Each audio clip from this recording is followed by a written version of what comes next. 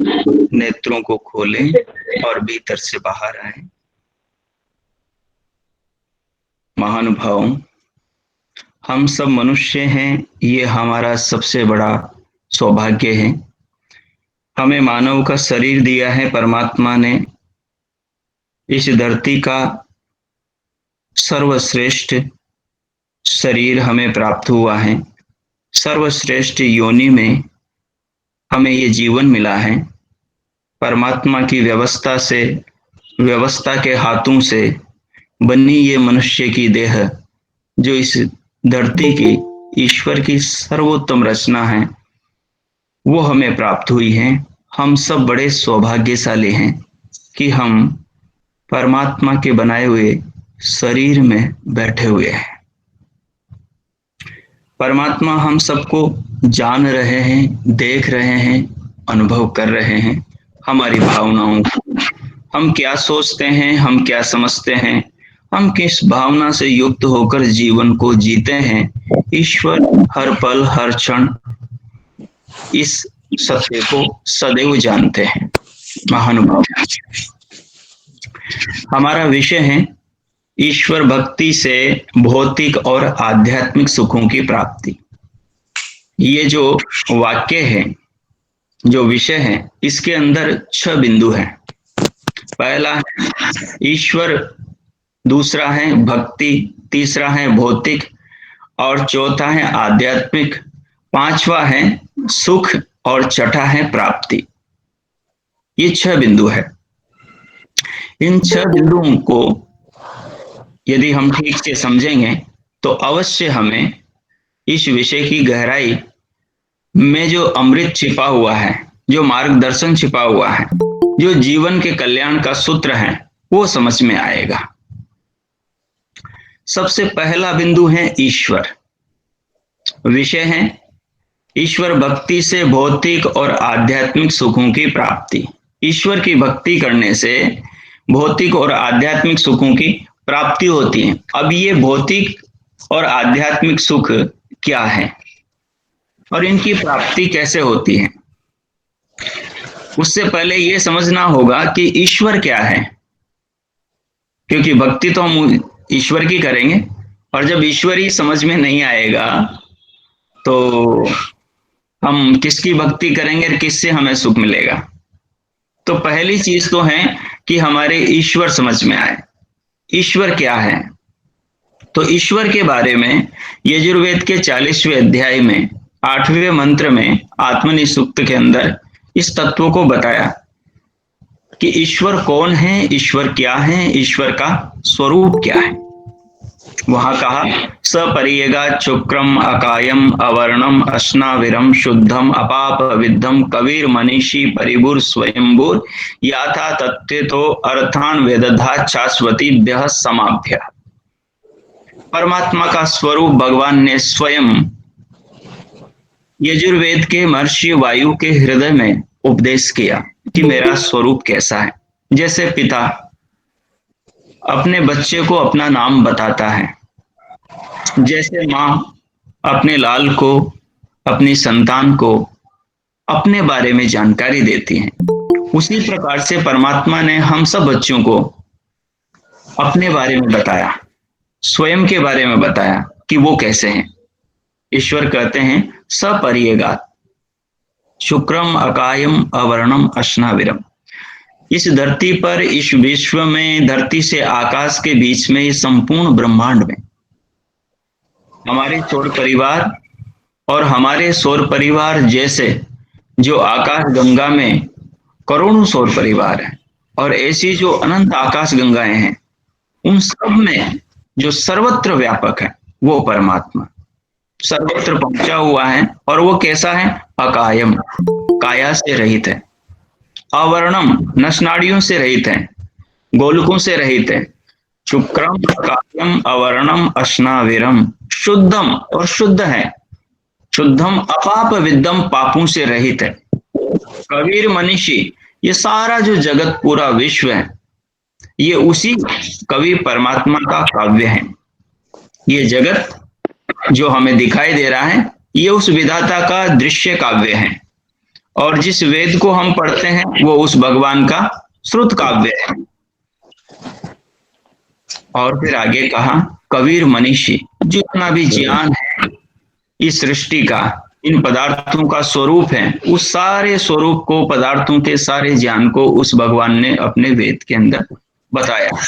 अपना भी स्वरूप बताया है, हमारा भी स्वरूप बताया है, इस संसार का भी स्वरूप बताया है, संसार की वस्तुओं का भी स्वरूप बताया है। हमारा विषय क्या है?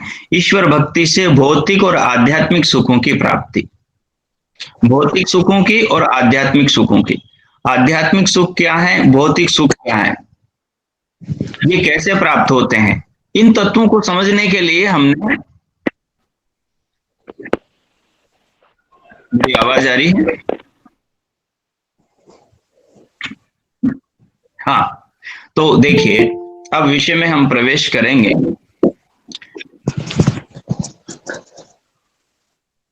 ईश्वर कौन है? जो इस शरीर को बनाता है, इस दुनिया को बनाता है, शरीर को बनाता है, दुनिया को बनाता है, और इस शरीर को, इस दुनिया को अपनी व्यवस्था से चलाता है।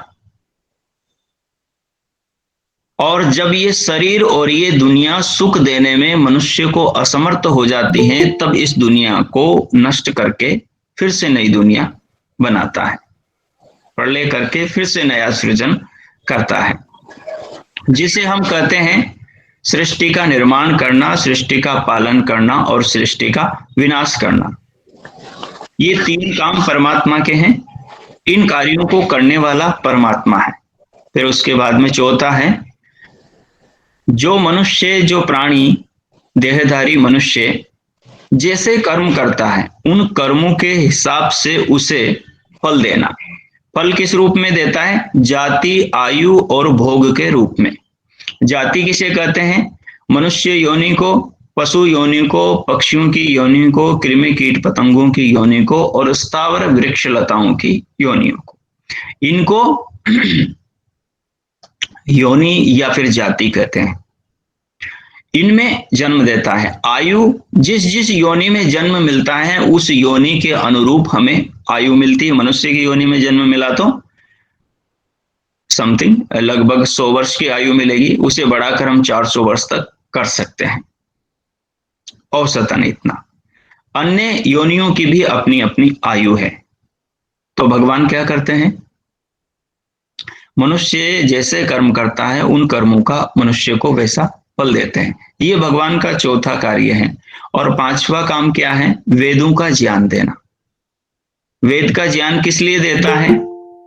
वेद का ज्ञान इसलिए देता है कि उसने इस संसार को बनाया है और इस संसार में इस आत्मा को, मनुष्य का, मानव का शरीर दिया है।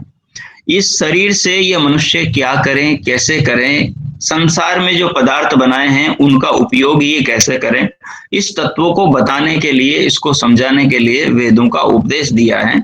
जैसे बाजार में से हम कोई चीज खरीद कर लाते हैं तो उस चीज को कैसे यूज करना है, उसका कैसे प्रयोग करना है, इस बात को उसके साथ में जो बुक आती है उसमें बताया जाता है और उससे हम पढ़ते हैं, सीखते हैं और उस चीज का वैसा यूज करते हैं। तो इस संसार के अंदर जो मनुष्य उत्पन्न होता है वो मनुष्य भी इस संसार का कैसे यूज करें, कैसे प्रयोग करें, ये ज्ञान परमात्मा वेदों के द्वारा हमें प्रदान करता है। ठीक है, तो कौन है परमात्मा? जो शरीर को और दुनिया को बनाता है, जो इसको चलाता है, और जब अनुपयोगी हो जाए वस्तु, सुख देने में वो असमर्थ हो जाए तो उस वस्तु का नाश कर देता है। और जीवात्मा जैसा, मनुष्य जैसा कर्म करता है उस कर्म के अनुरूप उसे फल देता है और वेदों का ज्ञान देता है। ऐसा करने वाले का नाम ईश्वर है। ऐसे ईश्वर की जो भक्ति करता है उस भक्त को भौतिक और आध्यात्मिक सुखों की प्राप्ति होती है। भौतिक सुख क्या है? जाति, आयु और भोग। जाति, आयु और भोग, इन्हीं के अंदर भौतिक सुख समाये हुए हैं। जो मूल प्रकृति से परमात्मा इस संसार को बनाता है और इस संसार के अंदर खाने पीने के लिए, पहनने ओढ़ने के लिए जितनी भी चीजें बनती हैं, उन चीजों, वो चीजें जिन पदार्थों से बनती है उन पदार्थों का निर्माण करता है। उनसे जो हमें इंद्रियों के द्वारा सुख मिलता है, इंद्रिय और अंतकरण से जो सुख मिलता है, भूतों का, भौतिक पदार्थों का, खाने पीने की चीजों का, वो जो सुख मिल रहा है उसको हम भौतिक सुख कहते हैं। और आध्यात्मिक सुख जो सीधा आत्मा से, परमात्मा की भक्ति करने से, परमात्मा की उपासना करने से हमें प्राप्त होता है। जिस प्रकार हम भगवान की भक्ति करते हैं वैसे ही हमें सुख की प्राप्ति होती चली जाती है। इस तत्व को योग दर्शन के अंदर भगवान वेदव्यास ने बहुत अच्छी तरह समझाया है। और जब हम उस विधि से ईश्वर की भक्ति करेंगे तो हमें अवश्य फल मिलेगा, और उस विधि से यदि ईश्वर की भक्ति नहीं करेंगे तो फिर वो फल नहीं मिलेगा, उसके स्थान पर हमें दुख की प्राप्ति होगी। भगवान वेदव्यास कहते हैं ईश्वर भक्ति के स्वरूप को बताते हुए कि ईश्वर भक्ति क्या है, तो वहां कहा ईश्वर प्रणिधान की व्याख्या करते हुए उन्होंने कहा ईश्वर प्रणिधान क्या है, तो कहा ईश्वर भक्ति, भक्ति विशेषात ईश्वर प्रणिधान। ईश्वर प्रणिधान क्या है? भक्ति विशेष करना। और भक्ति विशेष करना क्या है? भक्ति विशेष क्या है? बोले ईश्वर जो करने से प्रसन्न हो, ईश्वर जो करने से प्रसन्न हो वो कार्य करना। तो ईश्वर क्या करने से प्रसन्न होगा? जो ईश्वर ने करने का उपदेश दिया है वो मनुष्य जब करेगा तो ईश्वर प्रसन्न होगा। जैसे एक पिता है, वो प्रसन्न कब होता है अपने बच्चों से? जब उसके बच्चे उसके आदेश के अनुरूप चलते हैं, जैसा पिता कहता है वैसा ही बच्चे करते हैं तो पिता खुश होता है, माँ प्रसन्न होती है। और प्रसन्न हुई माँ, प्रसन्न हुए पिता उस बच्चे पर अनुकंपा करते हैं, कृपा करते हैं, उसकी इच्छाओं की पूर्ति करते हैं, जो बच्चा चाहता है। माँ बाप के अनुसार बच्चा पढ़ाई करता है, उनके अनुसार आचरण करता है, तो माता पिता क्या करते हैं? उसकी इच्छा की पूर्ति करते हैं। वो जो चाहता है वस्तु, कपड़े चाहता है, जूते चाहता है और कुछ खरीदना चाहता है तो वो चीजें माँ बाप दिलाते हैं। ठीक उसी प्रकार से जब भक्त भगवान के बताए मार्ग पर चलता है, जो भगवान ने जीवन में जिस ढंग से जीने का उपदेश दिया है उस प्रकार से जब मनुष्य जीता है तो भगवान उसकी इच्छा पूरी करता है। और मनुष्य का सबसे बड़ा सुख क्या है? किसे मनुष्य पाना चाहता है? इस धरती पर जीवात्मा को ये शरीर परमात्मा ने किस उद्देश्य से दिया है?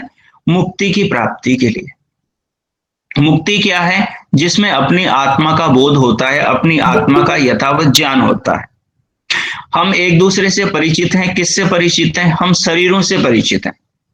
पति पत्नी को जानता है लेकिन शरीर को जानता है, पत्नी पति को जानती है लेकिन शरीर को जानती है, माँ बाप बच्चों को जानते हैं लेकिन शरीरों को जानते हैं, और बच्चे माँ बाप को जानते हैं लेकिन शरीरों को जानते हैं, मित्र मित्र को जानता है। हम दुनिया के अंदर सभी प्राणियों को जानते हैं, रोज देखते हैं, पशु पक्षी कृमि कीट पतंग सबको देखते हैं, वृक्ष लताओं को सबको देखते हैं, लेकिन हम सबके पांच भौतिक शरीरों को जान रहे हैं, न कि उनकी आत्माओं को जानते हैं। हम अपनी भी आत्मा को नहीं जानते, हम अपनी भी आत्मा का साक्षात्कार अभी नहीं प्राप्त हुआ है। परमात्मा हमारी आत्मा को जानते। जैसे हमारी आत्मा दिखाई नहीं देती, हमारा शरीर दिखाई देता है, वैसे ही परमात्मा दिखाई नहीं देता। परमात्मा का शरीर जिसके माध्यम से हम सबका कल्याण भगवान करते हैं, वो ये सृष्टि, वो ये संसार दिखाई देता है। जैसे आत्मा शरीर नहीं है वैसे परमात्मा ये संसार नहीं है। आत्मा जैसे इस शरीर से अलग है वैसे परमात्मा इस संसार से अलग है। आत्मा जैसे निराकार है, निर्विकार है, अभौतिक है, सदा एक जैसा रहता है, वैसे ही परमात्मा है। और शरीर नाशवान है, परिवर्तनशील है, वैसे ही ये संसार है। तो आत्मा के स्वरूप को परमात्मा जानता है। तो आत्मा के स्वरूप को परमात्मा जानता है तो परमात्मा आत्मा को अपना स्वरूप यानी आत्मा का स्वरूप जना सकता है। क्योंकि कैसे आत्मा आत्मा के स्वरूप को खुद को जानेगा? इस तत्व को केवल परमात्मा जानते हैं, हम नहीं जानते। हमारे पूर्वज जिन ऋषि मुनियों ने अपने आप को जाना है वो परमात्मा से प्राप्त ज्ञान के द्वारा ही जाना है। उन्होंने परमात्मा के दिए ज्ञान को धारण किया है और जीवन में उस ज्ञान के अनुरूप जिया है।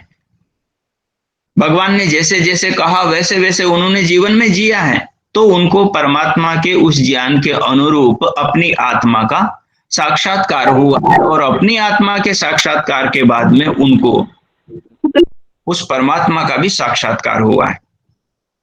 इस तत्व को महर्षि पतंजलि ने और भगवान वेदव्यास ने अपने पातंजलि योग शास्त्र के अंदर बहुत अच्छे तरीके से बताया है। आगे के बचे समय में उस तत्व को मैं आपके सामने रख रहा हूं। भगवान वेदव्यास कहते हैं कि जब मनुष्य भक्ति करता है भगवान की, तो उस भक्त को परमात्मा उसकी आत्मा का ज्ञान कराते हैं। समाधिपाद में इस तत्व को कहा कि समाधि की प्राप्ति कैसे होगी, समाधि का लाभ कैसे मिलेगा, समाधि की प्राप्ति कैसे होगी, और समाधि का लाभ यानी कैवल्य यानी अपनी आत्मा का साक्षात्कार यानी परमात्मा का साक्षात्कार, अर्थात उस मोक्ष का, उस अपवर्ग का जो सबसे बड़ा सुख है, जो सबसे बड़ा आनंद है, जो लंबे से लंबे समय तक हमेशा बना रहता है, वो कैसे प्राप्त होगा। तो वहां भगवान वेदव्यास कहते हैं वो तब प्राप्त होगा जब ईश्वर की भक्ति करोगे। ईश्वर की भक्ति करोगे। ईश्वर की भक्ति कैसे होगी, ईश्वर ने जैसा कहा है वैसा जीवन में करोगे तो ईश्वर की भक्ति होगी। ईश्वर ने क्या कहा है, महर्षि पतंजलि ने योग शास्त्र के अंदर, महर्षि पतंजलि ने योग शास्त्र के अंदर जो वेद के अंदर भगवान ने मनुष्य को करने के लिए कहा है, जीवन को जीने का सलीका बताया है, जीवन को जीने का तरीका बताया है, उसको संक्षेप में यम और नियमों में वर्णित किया है। जो मनुष्य यम और नियमों को ठीक से जीवन में जिएगा उस व्यक्ति को परमात्मा की प्राप्ति होगी। जैसे माता पिता ने बच्चे के लिए जो नियम बना रखे हैं कि वो ये करेगा तो उसको ये गिफ्ट मिलेगा, ये फल मिलेगा, ठीक उसी प्रकार से परमात्मा ने भी ये निश्चित कर रखा है कि आत्मा जैसे कर्म करेगा उसको वैसा फल मिलेगा। कर्म की 4 जातियां हैं, कृष्ण कर्म यानी पाप कर्म, शुक्ल कर्म यानी पुण्य कर्म, शुक्ल और कृष्ण कर्म यानी पाप पुण्य कर्म, और अशुक्ल और अकृष्ण कर्म यानी निष्काम कर्म। तो जो कृष्ण कर्म है, जो पाप कर्म है, वो दुरात्माओं के होते हैं, वो पापियों के होते हैं, वो दुष्टों के होते हैं, वो नीच लोगों के होते हैं। जो यम नियमों के विरुद्ध आचरण है, वही आचरण करते हैं, वही दुष्ट लोग हैं, वही दुरात्मा है। जो यम नियमों के विपरीत आचरण करते हैं, समझिएगा बात, यम नियमों के अंदर क्या बताया है, सबसे पहले भगवान व्यास ने अहिंसा को कहा है, और चाणक्य ने भी और भगवान मनु ने भी अहिंसा को साक्षात धर्म कहा है, अहिंसा को साक्षात धर्म बताया है। तो भगवान वेद व्यास ने वहां अहिंसा का स्वरूप बताते हुए कहा, अहिंसा तत्र अहिंसा सर्वथा सर्वदा सर्वभूतद्रोह। अहिंसा क्या है, बोले सर्वथा और सर्वदा समस्त भूतों के प्रति मन में अनभिद्रोह का भाव हो, वो अहिंसा है। सर्वथा सर्वदा, हमेशा और हर प्रकार से, या हमेशा और किसी भी प्रकार से किसी भी प्राणी के प्रति मन में द्रोह के भाव का उदय नहीं होना ही अहिंसा है।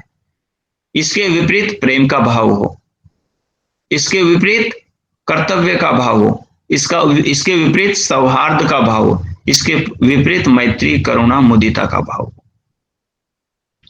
इस अहिंसा को सिद्ध करने के लिए ही महर्षि व्यास ने आगे कहा कि जो आगे 4 यम और 5 नियम हैं, वो केवल इस अहिंसा को ही शुद्ध रूप से जीवन में धारण करने के लिए कहे गए हैं।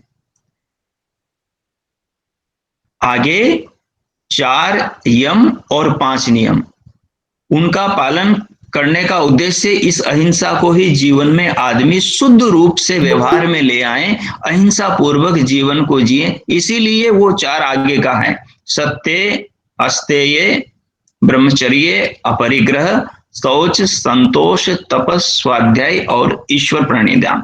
अंतिम में फिर ईश्वर प्रणिधान। ईश्वर प्रणिधान का मतलब भक्ति विशेष, उसको अंतिम में रखा। अंतिम में रखा। ये जो अहिंसा से लेकर अंतिम तक जो 5 और 5 10 यम और नियम हैं, इनका पालन करने के बाद इनका जो फल है, उस फल को जो साधक, जो भक्त नहीं चाहता और ईश्वर को अर्पण कर देता है। ईश्वर प्रणिधान का वहां पर अर्थ बताया, सर्व समस्त कर्मों को ईश्वर के अर्पण कर दें। ईश्वर को परम गुरु कहा, समस्त गुरुओं का गुरु। समस्त कर्मों को ईश्वर के अर्पण कर दे, उनका फल न चाहें, उस व्यक्ति को अंत में आत्मा का साक्षात्कार होता है और ईश्वर की प्राप्ति होती। जो व्यक्ति इस प्रकार से कर्म करता है उसको उत्तम फल की प्राप्ति होती है, जो इसके विपरीत कर्म करता है उसको उत्तम फल की प्राप्ति नहीं होती। जो इनके विपरीत आचरण करता है उस व्यक्ति को दुखों की प्राप्ति होती है।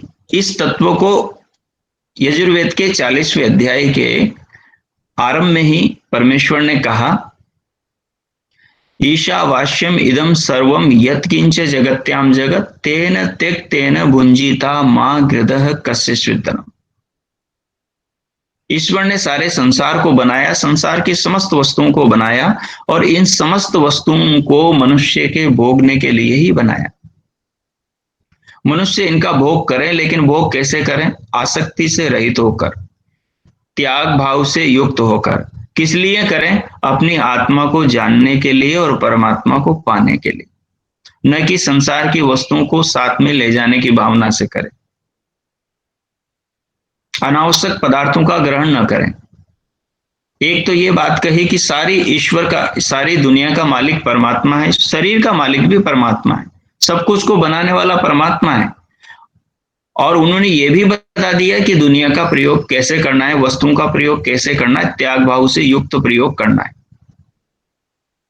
और 100 वर्ष तक जीने की इच्छा से इन पदार्थों का प्रयोग करना है। आसक्ति बनाकर दूसरे के पदार्थ को लेने की इच्छा से षड्यंत्र करना, दूसरे के पदार्थ पर अधिकार जमाने की भावना से जीवन को जीना, शोषण करना, किसी के अधिकारों का हनन करना, किसी के जीवन पर घात करना, उससे क्या होता है? तो असूर्या नाम ते लोका अंधेन तमसा वृता तांस्ते प्रेत्याभिगच्छन्ति एके चात्महनो जनाः। जो मनुष्य ईश्वर के आदेश के विपरीत कर्म करता है, ईश्वर की आज्ञा को नहीं मानकर उसके विपरीत अपने मनमाने ढंग से जीवन को जीता है, वो व्यक्ति अंधकार से युक्त, अज्ञान से युक्त, जो दुखदायी और जो नारकीय योनियां हैं उनको प्राप्त होता है, उनको प्राप्त होता है। तो वही बात यहां पर है। यम नियमों के अंदर जो तत्व बताया है, यम नियमों में जो सार तत्व बताया है, यम नियमों के अनुसार जो व्यक्ति जीवन को जीता है, यम नियमों का फल भी आगे बताया है महर्षि व्यास ने कि आप अहिंसा का पालन कर रहे हो तो आपको पता लगना चाहिए कि सच में आप अहिंसा का पालन कर रहे हो। तो वहां पर आगे कहा, अहिंसा के फल में कहा, अहिंसा प्रतिष्ठायाम तत्सन्निधौ वैरत्याग। अहिंसा की प्रतिष्ठा, अहिंसा का पालन करने पर आपके मन में समस्त प्राणियों के प्रति वैरभाव दूर होना चाहिए। दूसरी बात है, दूर आपके पास में जो भी आएगा प्रेम के भाव से, कुछ जानने के भाव से, कुछ सीखने के भाव से, तो उस व्यक्ति के भी मन से दूसरों के प्रति जो वैरभाव है वो दूर हो जाएगा। सत्य का भी फल बताया है, जो सत्य का पालन करेगा उसे जीवन में सब कुछ मिल जाएगा।